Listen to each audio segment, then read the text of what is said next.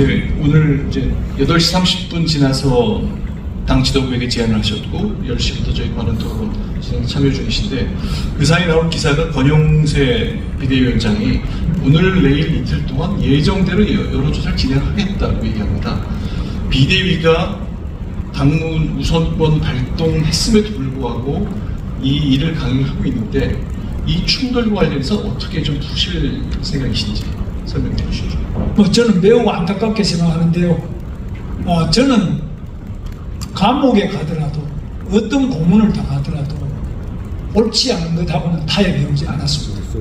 승패를 떠나서 어떤 결과를 떠나서 옳지 않은 것에 대해서는 절대 굴복하지 않겠습니다. 그리고 저의 길을 떳떳하고 당당하게 가겠습니다.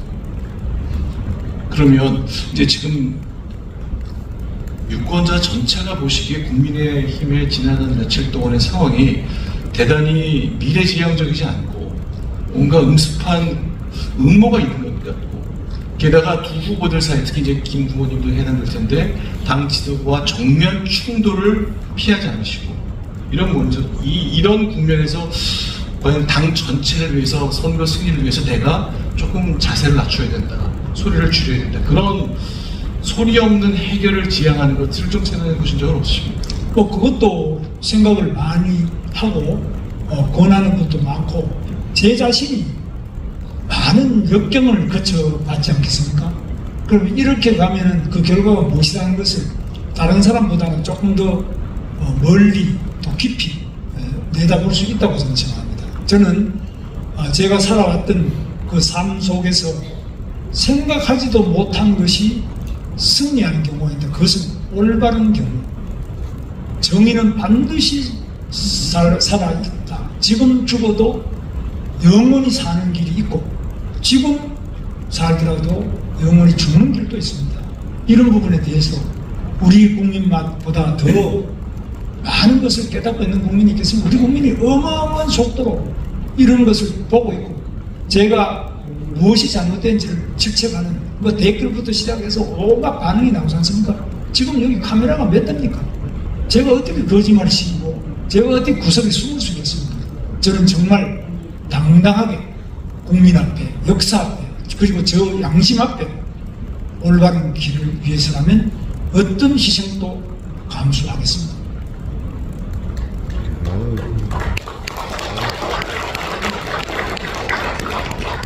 다소 이제 무거운 주제 질의가 있었고 또 이제 결연한 답변도 해주셨는데요. 저는 이제 분위기를 조금 바꿔보는 차원에서 가벼운 질문 하나 드리겠습니다. 저 후보님이 민주당 이재명 후보보다 좀 연배가 좀 있으시고 아무래도 그런데 지금 경선 과정에서도 여러 번 말씀해 주셨지만 오히려 건강은 젊었을 때보다 지금 훨씬 좋다 이렇게 말씀해 주셨어요. 그러면서 이제 영상으로 뭐 턱걸이 하는 영상도 좀 올리시고 그랬는데 턱걸이 얼마나 하세요? 몇 개 하시는지 하고 그냥 건강 관리는 또 어떻게 좀 하고 계신지 궁금합니다. 네, 턱걸이는 그냥 가장 짧은 시간에 그건 우리 집에 문틀에다가 한 10,000원 좀 사는데 걸어놓고 한 1분도 안 걸립니다. 한 30초 하면은 하루 필요한 운동을 할 수 있기 때문에 제가 짧은 시간에 가장 값싸게 할 수 있는 운동으로 해서 하고 있습니다. 몇 개 한다고 하는 거는 비공개입니다. 비공개하시는 이유는 뭔가? 비공개하시는 왜 비공개? 예, 좀 자랑하는 것처럼 비치는. 저는 그러나 해야 될 것은 꾸준하게 해야 된다. 보통 보면은 좀 하다가 그만두는 경우 많은데 그래서 다들 좀 내세우기를 좋아하지는 않습니다. 상당히 많이 하기 때문에 감추다 그런 뜻으로 이해가 되네요. 네. 그리고 또 조금 좀 다른 질문인데요. 경기도지사 후보가 아니죠. 경기도지사로 계시던 시절에 좀 그런 질문이 좀 있었습니다. 119에 전화를 하셔서 특정 소방관한테 다소 이제 고압적인 태도로 좀 대했던 음성 파일이 좀 돌기도 하고 좀 공개가 좀 된 적이 있었어요. 그래서 당시 김 지사님한테 좀 너무 좀 관료주의적이다, 너무 권위적인 거 아니냐 이렇게 좀 얘기도 조금 나왔던 걸로 기억을 하고 있습니다. 그 권위란 무엇인지, 또 대선 후보로서 대통령이 가져야 할 권위란 또 무엇인지 어떻게 생각하세요?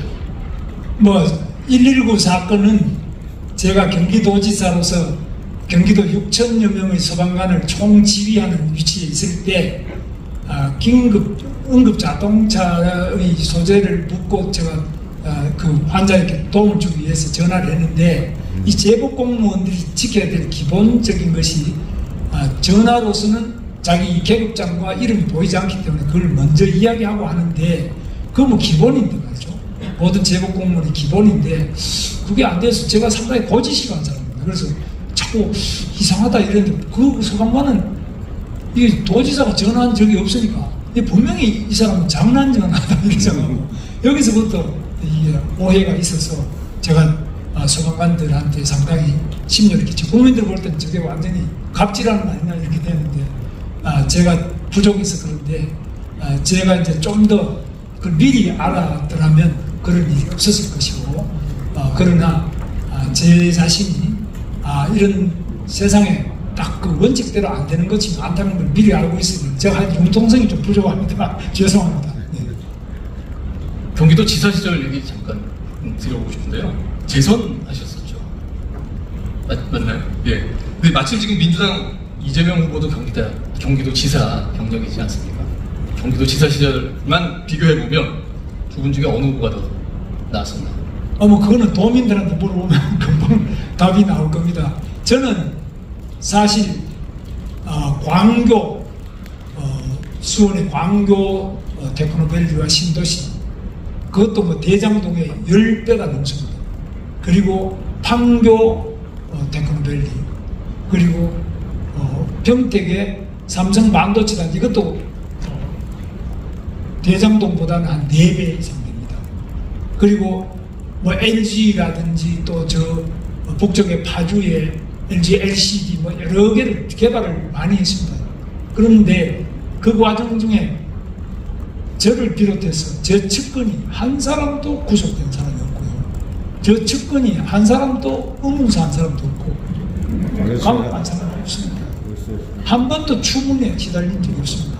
그렇기 때문에 제 아내는 늘 저보고 좀 돈 좀 가져오라고. 근데 저는 가정에서는 매우 무능하고, 제 집안에서도 저 사람은 도지사, 국회의원, 장관 안만 해봐야 뭐 이런 자리 하나 생긴 것도 없고, 또 주변에 자기 집안이든지 아는 사람도 챙기지도 않는데, 이런 이야기를 많이 하면서 제가 원망을 듣습니다만, 저는 그러나 청렴 영생 부패 즉사의 그 신념을 가지고 공직을 살아왔습니다. 저는 이 말은 제가 만든 겁니다. 청렴 영생 부패 즉사, 그리고 민주 영생 독재 필망, 제가 만든 말인데, 이거는 정말 제 체험에서 그래 만드는데, 제 상대되는 후보는 저하고 아주 대조적일 겁니다.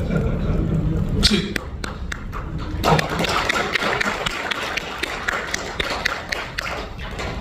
그때 경기도 의회의 다수당이 어디 나는지 기억하십니까?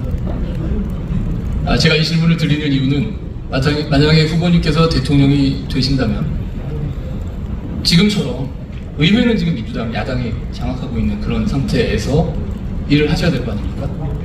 지금 윤석열 정부가 실패한 여러 가지 이유 중에 하나를 의회 독재, 뭐 이런 표현을 쓰셔서 말씀을 하셨는데, 혹시 김 후보께서는 대통령이 되면 똑같은 어려움 어떻게 극복을 하실 수 있을지요? 제가 경기도지사를 할 때 의회가 서울시와 마찬가지로 3분의 2가 민주당이고 우리는 3분의 1밖에 없었습니다. 무상급식 문제가 그때 경기도 김상공 교육감부터 시작됩니다. 서울은 1년 뒤에 시작했는데, 저는 그 과정에서도 제가 지사직을 사퇴 안 하고 야당과 협의하고 교육청하고 상의하고 해서 경기도의 친환경 급식을 제가 하면서 타협을 했죠. 친환경 농가도 살고 학부모도 안심하고 또 학교도 좀 더 좋은 그런 쪽으로 타협을 했는데, 저는 정치는 전쟁하고 다르게 타협이 기본이다. 대화와 타협은 정치의 기본적인 그 무기로 생각합니다. 그래서 저는 야당 대표하고 항상 대화하고 또 밥도 먹을 겁니다. 얼마나 중요합니까? 밥 먹으면서 이야기도 듣고 그렇게 해야지 정치가 안 됩니다. 야당은 그냥 저는 이재명 후보나 민주당의 그 어떤 운동권 출신보다 저 운동을 더 해서는 되지 덜 하지 않았습니까? 그래서 그 사람들이 당신들이 왜 이거 노란봉투법을 만드냐? 노조운동도 저만큼 한 사람이 없습니다. 민주당에. 왜 당신들이 노란봉투법 이거는 잘못된 법인데 민법에도 안 맞고 헌법에도 안 맞는데 이거 왜 자꾸 하냐? 그럼 노동자가 행복해서 하는데 이게 과연 도움이 되냐? 기업이 다 도망가게 하냐? 중대재해처벌법 이렇게 하는 거 맞냐? 저는 대화를 할 겁니다. 대화를 하면은 둘만 대화하면 잘 안 되는데 가능하면은 여러분 예를 들면 노조하고 대화할 때도 회사도 오고 일반 소비자도 오고 이렇게 같이 대화를 하면은 훨씬 객관적인 대화와 타협의 결론에 도달할 수 있을 것입니다.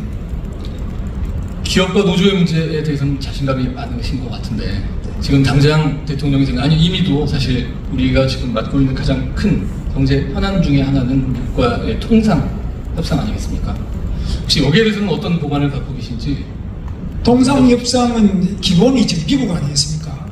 저는 과거에는 반미주의자였습니다. 그러나 94년에 지금부터 31년 전에 미 국무부 초청으로 미국을 처음 방문했고 그것이 저희 첫 해외여행이었는데 미국 가보고 깜짝 놀랐어요. 저는 양키 모험 이런 것만 생각하고 살았는데 가보니까 미국 사람이 굉장히 친절하고 나라도 대단하고 다양하고 이러더라고요. 그래서 저 깜짝 놀라가지고 내가 있던 그 들어라 양키들하고 이런 쿠바 영웅 선거 이런 게 좀 사실이 아닌 걸 알았어요.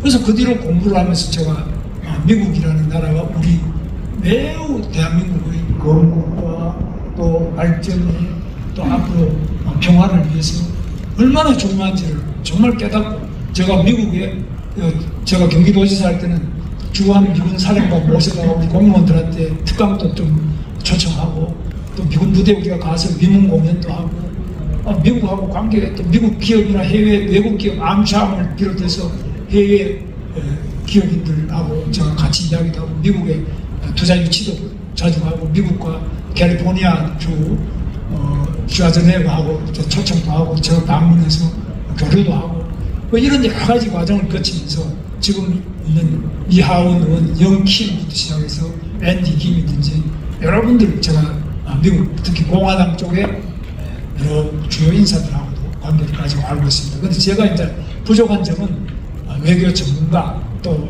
재미교포 이런 것들 통해서 한미 동맹을 더욱 강화해서 북한의 핵에도 우리가 핵 균형을 이룰 수 있는 미국의 핵 전략 자산과 전술핵 이런 부분에 대한 협의를 진행해서 우리가 핵 문제도 걱정 없이 우리 어깨너머로 절대 트럼프가 김정은하고 관계없이 우리 한미동맹에 가장 가까운 친구, 혈맹 우리 대한민국의 대표한 저와 관계를 할 수 있도록 적극적인 한미동맹을 기초로 해서 한미일, 중, 또 북한, 러시아 관계에 아마 저만큼 잘 볼 사람은 없을 것이라고 자부합니다.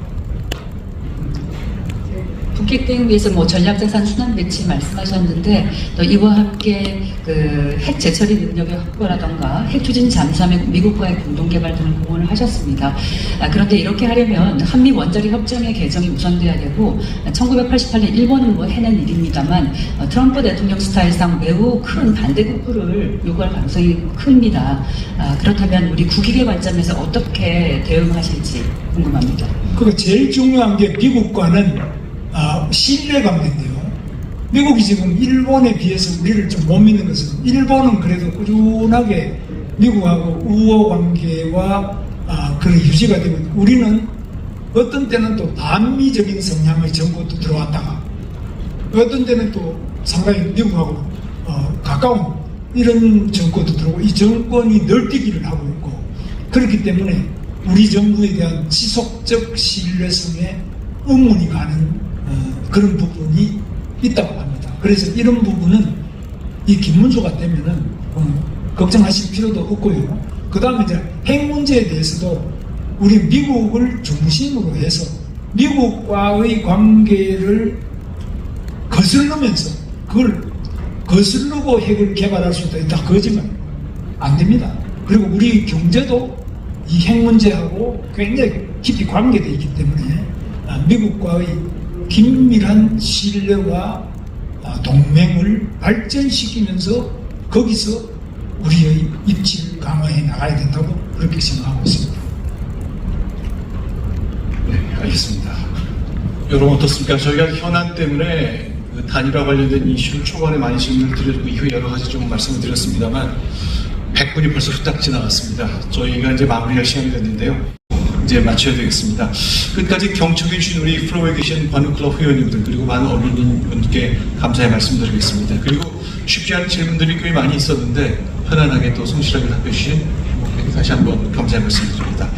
자, 여기서 마치겠습니다. 그럼 김국회에서 잠깐 일어서서 인사하시고 저희가 박수하는 것으로 오늘 관훈 토론을 마치겠습니다. 네, 감사합니다.